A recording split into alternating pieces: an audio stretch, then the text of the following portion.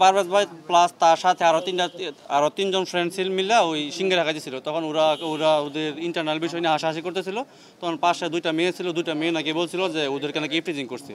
তখন ওইটা ভার্সিটিতে কমপ্লেন দেওয়া হয়েছিল। তখন প্রক্টর বডির ম্যাম প্লাস স্যার ওরা মিলে এটা সহজ মানে যখন সঠিক কোন তথ্য পায় না ইফটিজিংয়ের, তখন ওইটা মিট করে দিয়েছিল। মিট করে দেওয়ার পরে মানে ওই স্যাররা যখন ওই পারভেজ ভাই যখন সিনিয়র ওই মেয়েদের কাছে আবার সরি বলছিল যে তুমি যখন আমার ছোটো বোনের মতো, তো আমাদেরকে তুমি যদিও ইফটিজিং করি না, তাও যদি কোনো ভুল মনে করে তাহলে আমি তোমাদের কাছে দুঃখিত, সরি বলছি।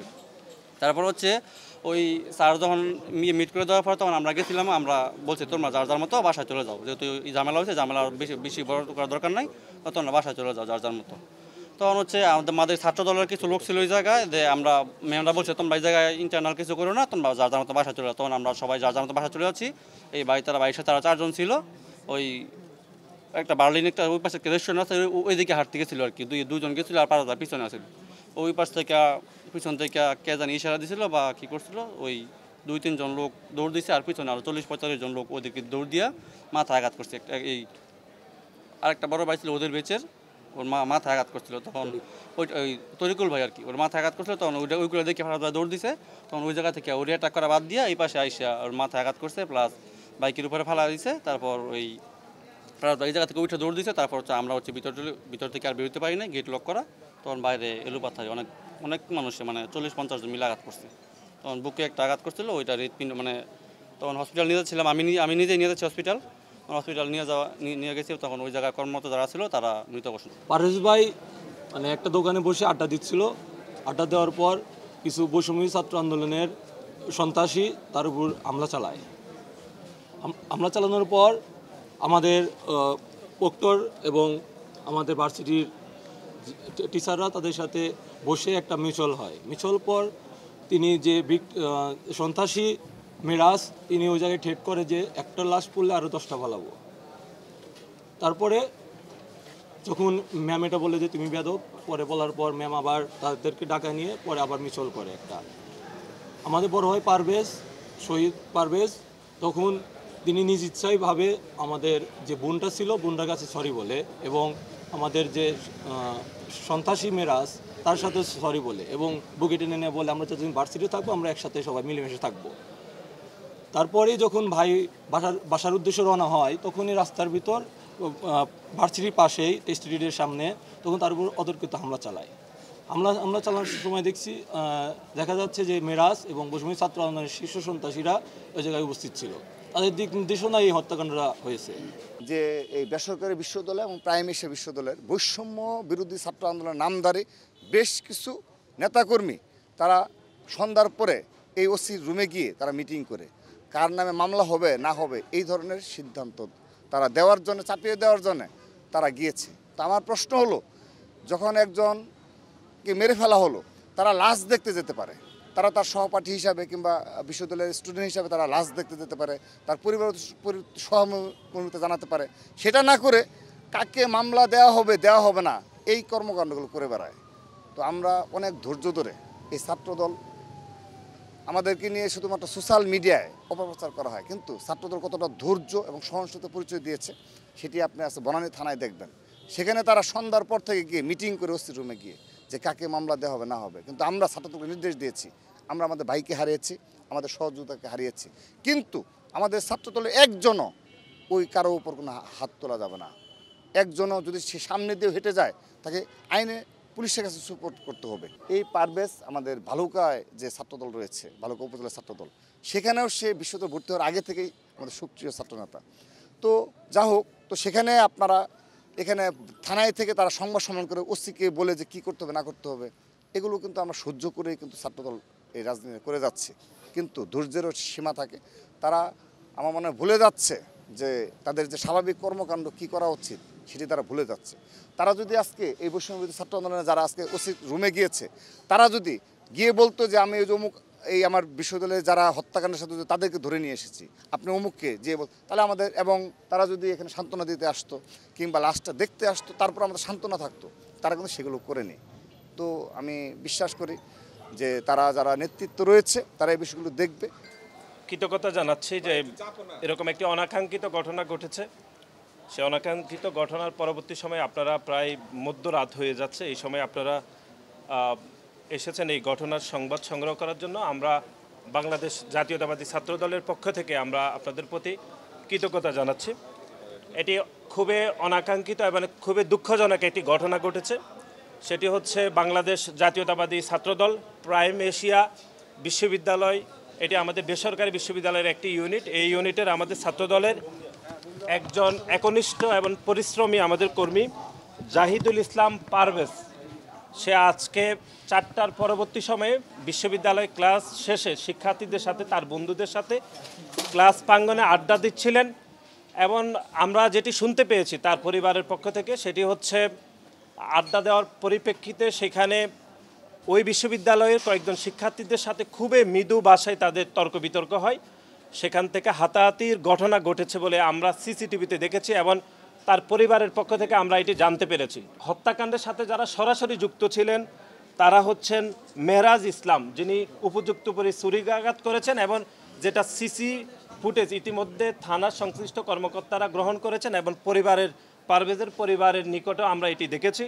এর বাইরে আবু জাফর গিপারি পিয়াস, তিনিও এই হত্যাকাণ্ডের সাথে জড়িত ছিলেন এবং জড়িত ছিলেন মোহাম্মদ মাহাতির হাসান। এবং সবচেয়ে উদ্বেগের সহিত আমরা লক্ষ্য করলাম হত্যাকাণ্ডের সাথে বৈষম্যবিরোধী ছাত্র আন্দোলনের বনানী থানার 2 জন সন্ত্রাসী যারা সরাসরি হত্যাকাণ্ডের সাথে জড়িত ছিলেন। একজনের নাম হচ্ছেন সোভান নিয়াজ তুষার, যিনি যুগ্ম আহ্বায়ক বৈষম্যবিরোধী ছাত্র আন্দোলন বনানী থানা, এবং এই হত্যাকাণ্ডের সাথে আরেক সন্ত্রাসী যুক্ত ছিলেন যিনি হৃদয় মিয়াজি, যুগ্ম আহ্বায়ক বৈষম্যবিরোধী আন্দোলন বনানী থানা। আমরা জুলাই এবং আগস্টে এই প্যাসিবাদ বিলুপ্তের আন্দোলনে যে প্ল্যাটফর্মকে ধারণ করে আমরা আন্দোলন করেছিলাম, কিন্তু জুলাই এবং আগস্টের সেই প্ল্যাটফর্মটি আপনারা জানেন যে গণ অভ্যুত্থান পরবর্তী সময়ে তারা রাজনৈতিক আকাঙ্ক্ষা বাস্তবায়ন করার জন্য এই প্ল্যাটফর্মটি রাজনৈতিক রূপ দান করেছে এবং সেই প্ল্যাটফর্মের বনানী থানার 2 জন নেতৃবৃন্দ এই হত্যাকাণ্ডের সাথে জড়িত ছিল। সে আমার মোবাইলে রিং থেকে আমি উজু করে নামাজ পড়ে আসলে নামাজ পড়ার পরে তার আমি যখন মোবাইলটা আমি চেক করি তখন দেখি যে একটা ভিডিও পাঠিয়েছে এবং একটা ভয়েস কল পাঠিয়েছে। আমি ভয়েস কল পড়ার সাথে সাথেই আমি আমার সাব ইন্সপেক্টর ইফতেখারকে সেখানে পাঠাই। সে আমার মেসেজ দেয় যে প্রাইম এশিয়া ইউনিভার্সিটির তাদের ছাত্ররা নিজেদের ভিতরে ইংলিশ ডিপার্টমেন্ট ছাত্ররা টেক্সটাইল সেশনে ছাত্রকে মারছে। এই সংবাদ প্রাপ্তি আমি আমার উদ্বোধন কর্তৃপক্ষ আমার ডিসি স্যার, আমার যে গুলশান বিভাগের ডিসি স্যারকে অবহিত করি। স্যার প্রাইম এশিয়া ইউনিভার্সিটির সামনে তাদের নিজেদের ছাত্রদের ভিতরে 2 ডিপার্টমেন্টের ভিতরে একটু গ্যাঞ্জাম হয়েছে, একটা ছেলের স্টেপ করছে, সে কুর্মিটোলা হসপিটালে গেছে। এই সংবাদ আমার সিনিয়র আমার ডিসি স্যারকে জানাই, আমার এসি স্যারকে জানাই, জানিয়ে আমার সাথে সাথে আমার ইন্সপেক্টর তদন্ত মেহেদি হাসানকে সাথে নিয়ে আমি ঘটনাস্থলে উপস্থিত হয়ে জানতে পারি প্রাইম এশিয়া ইউনিভার্সিটির সামনে সিঙ্গাড়া খাচ্ছিল এই ইংলিশ ডিপার্টমেন্টের ছাত্র এবং তাদের 2 জন বান্ধবী ছিল। এই নাম দুটো আমরা শনাক্ত করতে পারি নাই। আর আপনার টেক্সটাইল যে ইঞ্জিনিয়ারিং যে প্রাইম বিশ্ববিদ্যালয়ের ছাত্র তারা কি সিঙ্গাড়া খা থেকে তাদের ভিতরে হাসাহাসির বিষয় নিয়ে একটা তাদের ভিতরে একটা তর্ক বিতর্ক হয়। তর্ক বিতর্ক একটা পর্যায়ে তাদের 2 ডিপার্টমেন্টের টিচাররা তাদের বিশ্ববিদ্যালয়ের রুমে বসে তাদেরকে একটা সমাধান করে দেয়। সমাধান আনতে তাদের টিচার ইংলিশের বিভাগের টিচাররা ছিল, তার টেক্সটাইল বিভাগের টিচাররা ছিল। তারা যখন মীমাংসা করে তাদেরকে বুকে বুক মিলিয়ে স্থান ত্যাগ করার জন্য বলে, তো 2 জন স্থান ত্যাগ করে চলে যাওয়ার পূর্ব মুহূর্তে মানে 4-5 মিনিট হবে এর ভিতরে নাকি আবার এই যে যারা ইংলিশ ডিপার্টমেন্টের 3 জন ছাত্র তারা আরও বহিরাগত কিছু ছাত্র মানে বহিরাগত কিছু লোকজন জড়ো করে এই টেক্সটাইল যে ছাত্র আমাদের যে ভিকটিম জাহিদুল ইসলাম পারভেজ যে মৃত্যুবরণ করে আছে তাকে স্টেপ ধারালো টস্টর স্টেপ করে তার সাথে যে বন্ধু ছিল তাকে হলো আঘাত করছে। কুর্মিটোলা হসপিটালে নিয়ে যা আঘাতে পারে, কুর্মিটোলা হসপিটালে ডাক্তাররা তাকে চিকিৎসা অবস্থায় মৃত ঘোষণা করে। তার লাশ এখন মর্গে প্রেরণ করা হয়েছে। আর আমাদের এজাহার তারই মামাতে ভাই, তার আপন মামা, 2 মামা এবং মামাতে ভাই আসছে। তার মাতার সাথে কথা বলে, তার বাবা বিদেশ থাকে, তার মাতার সাথে কথা বলে তারা সিদ্ধান্ত নিয়েছে পারিবারিকভাবে যে তার মামাতো ভাই মানে উচ্চ এজাহার দাখিল করিলে আমরা মামলা প্রক্রিয়াধীন আছে। আর আমাদের তদন্ত অব্যাহত আছে ও আসামির গ্রেপ্তারের চেষ্টা অব্যাহত আছে। আমার থানা থেকে 2টা টিম কাজ করছে আসামি গ্রেপ্তারের জন্য, এবং আমাদের সিনিয়র সাদের কনসাল্ট, আমাদের ডিবি, আরও অনেক সংস্থা আমাদের আসামি গ্রেপ্তারের জন্য আমাদের অভিযান অব্যাহত আছে। রাসেল ভাই, একটা কোশ্চেন ছিল, সেটা হচ্ছে যে ছাত্র দলের পক্ষ থেকে কেন্দ্রীয় কমিটি থেকে অভিযোগ করা হয়েছে যে বৈষম্য বিরোধী ছাত্র আন্দোলনের একটা গ্রুপ এসে থানায় এসে আপনাদেরকে চাপ প্রয়োগ করেছে, কার নামে মামলা হবে, কার নামে মামলা নেওয়া যাবে না। এই অভিযোগ কি আসলে সত্য কিনা? আমার কাছে এখনো পর্যন্ত কোনো পক্ষে আমাকে চাপ দেয়নি। ছাত্ররা আসছিল, এসে তাদের বিশ্ববিদ্যালয়ের টিচাররা ছিল, প্রাইমারি বিশ্ববিদ্যালয়ের হলো ভিসি স্যার, তারপরে হলো আমাদের রেজিস্ট্রার স্যার ছিল, তাদের সাথে কথা বলছে, আর আমার সাথে শুধু হাই হলো। এরপর আর আমার হলো মামলার ব্যাপারে তারা আমার সাথে কোনো আলোচনা করে নাই।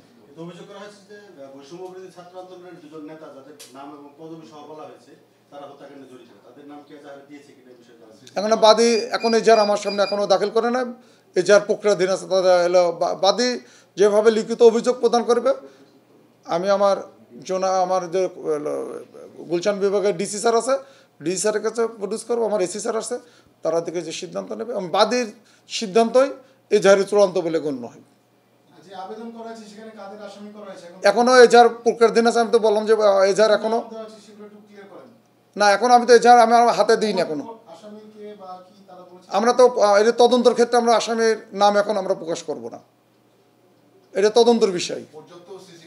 হ্যাঁ, আমরা ফুটেজ সংগ্রহ করেছি, ফুটেজ দেখে যাচাই বাছাই করে আমাদের তদন্তকারী কর্মকর্তা, আমার ইন্সপেক্টর অপারেশন মঈনুল ইসলাম, তাকে তদন্তভার অর্পণ করার জন্য আমাদের এডিসি আলামিন স্যার বলছে যে তাদের তদন্ত করবো, আমি সিনিয়র অফিসার, তাদের তদন্ত করে আমরা ভিডিও ফুটেজ মানে সব কিছু বিবেচনা করে আমরা একটা হত্যা মামলা যেন আমরা সুষ্ঠু তদন্ত করে একটা সুষ্ঠু জায়গায় এবং ন্যায় বিচার প্রতিষ্ঠা করতে পারি, সেই লক্ষ্যে আমরা আমাদের চেষ্টা অব্যাহত আছে। এবং আমরা ওই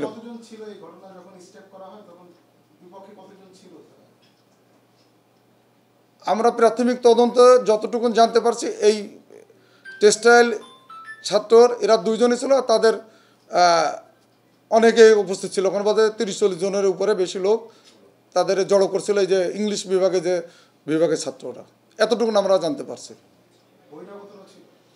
অবশ্যই বহিরাগত ছিল, এগুলো বহিরাগত, কারণ আজকে তো ক্যাম্পাস ছুটির দিন। আচ্ছা, যেহেতু একটা বিষয় হচ্ছে যে এক ইউনিভার্সিটির 2টা ডিপার্টমেন্ট, সো এইখানে শুধুমাত্র পতাকা মেলায় চা খাওয়ার সময় বা সিঙ্গারা খাওয়ার সময় উচ্চ ঘটনাকে কেন্দ্র করে হয়েছে, নাকি আসলে কোনো ব্যাকগ্রাউন্ড আছে, দুই মানে পক্ষের মধ্যে কোনো সমস্যা ছিল কিনা আপনি জানতে পেরেছেন কিনা? আমরা যতটুকু শুনছি, আমরা টিচারদের সাথে আলোচনা করে যতটুকু জানছি, যে ছেলে মারা গেছে সে হলো মানে তার 6 ইয়ার কমপ্লিট হয়ে গেছে, আর যে ছাত্র ইংলিশের ছাত্রগুলো তাদের 3 থেকে 4 দিনের এই ক্যাম্পাসের বয়স। জি তাই তো স্যার, আমি ভিসি স্যারের সাথে আলোচনা করে এটা পাইছি। এখন পর্যন্ত কোনো আটক? আমাদের অভিযান অব্যাহত আছে, আমাদের টিম 2টা কাজ করতে, 2টাই বাইরে আছে।